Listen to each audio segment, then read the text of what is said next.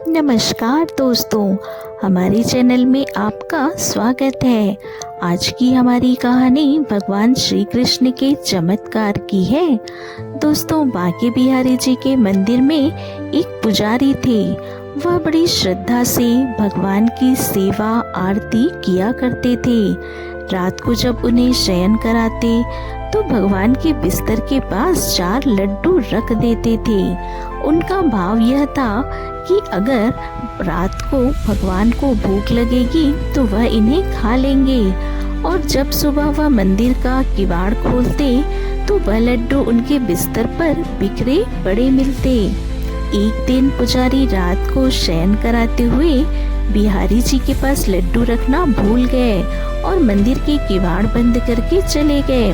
रात के करीब 12 बजे जिस हलवाई से पुजारी जी लड्डू लाते थे वह दुकान खुली हुई थी, और वह दुकानदार दुकान बंद करके जाने ही वाला था कि एक बालक सांवला सा कचरारे नैनों वाला घुंघरालू बाल थे जिसके दुकान पर आया और बोला, बाबा लड्डू चाहिए। परंतु वह बोला, लल्ला लड्डू तो सारे बिक गए, अब तो कोई भी लड्डू नहीं बचा, तो कल आना, कल मैं तुझे लड्डू दूंगा।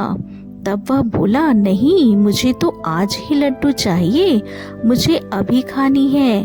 तो वह लड्डू तो अब नहीं है। बालक ने कहा कि अंदर 4 लड्डू रखे हैं, आप वह मुझे दे दो। बालक के इस जिद के आगे हलवाई झुक गया और उसने अंदर जाकर देखा तो वहाँ 4 लड्डू रखे थे। यह लड्डू उसने मंदिर के पुजारी के लिए रखे थे। उसने वह 4 लड्डू उस बालक को दिए और बोला कि पैसे दो। वह बालक बोला, पैसे तो नहीं है, आप मेरा यह कंगन रख लो, सुबह मेरे बाबा आपको पैसे दे जाएंगे और कंगन ले जाएंगे। उस दुकानदार ने कहा, नहीं लल्ला, इसकी जरूरत नहीं।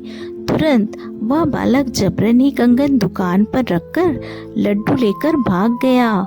सुबह जब पुजारी जी ने किवाड़ खोला और देखा कि बिहारी जी के हाथ में कंगन तो है ही नहीं और बिस्तर पर लड्डू भी बिखरे पड़े हैं, तब उसे याद आया कि रात को लड्डू रखना तो भूल ही गया था। थोड़ी देर में पूरे मंदिर में और फिर पूरे वृंदावन में यह बात फैल गई कि बिहारी जी के कंगन चोरी हो गए हैं। और यह बात जब उस हलवाई ने सुनी तो वो कंगन लेकर पुजारी जी के पास गया और कंगन दिखाकर बोला, क्या यह वही है अभी बांके बिहारी जी के कंगन?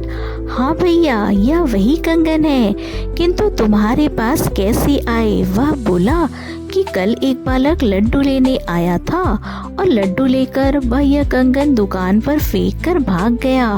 पुजारी जी की आंखों में आंसू आ गए कि मैं कितना स्वार्थी हूँ कि भगवान का भोग रखना ही भूल गया।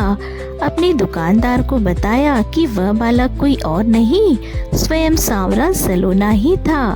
तो दोस्तों, ऐसे ही बांके बिहारी लाल की लीला आज भी वृंदावन में बिहारी जी ऐसे ही लीलाएं करते रहते हैं। बस भाव सच्चा होना चाहिए। ऐसी ही कहानियाँ और सुनने के लिए जुड़े रहिए हमारे चैनल से। धन्यवाद।